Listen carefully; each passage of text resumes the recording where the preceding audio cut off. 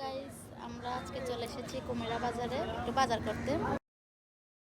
এই তো প্রথম শুরুতেই দেখলাম কিছু ফল বিক্রি করছে, তারপর দা বটি ছিল।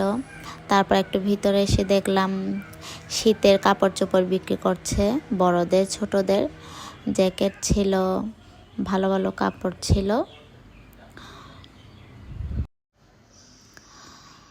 এই তো তারপর সবজি বাজারে চলে আসলাম, টাটকা টাটকা সবজি।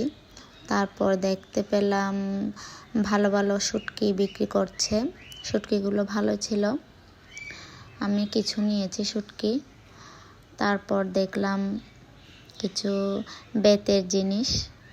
আমরা দুপুরের দিকে গিয়েছিলাম, তখন মাছ বাজারটা বসেনি। তারপর দেখতে পেলাম কিছু মাটির হাঁড়ি পাতিল। আমাদের সাথে ছিল আমার দেবর আর দেবরের বউ। গ্রামের বাজার হাট ভালো লাগছিল। তারপরেই তো দেখতে পেলাম আরও কিছু টাটকা সবজি। তারপর এখানে দেখতে পেলাম মুরগির ছোট ছোট ছানা বিক্রি করছে, হাঁসের ছানা বিক্রি করছে, তারপর কয়েল পাখির ছানা বিক্রি করছে। তারপর আছে দেশি মুরগি বিক্রি করছিল, তারপর হাঁস বিক্রি করছিল। হাঁসগুলো বেশ বড়ই ছিল।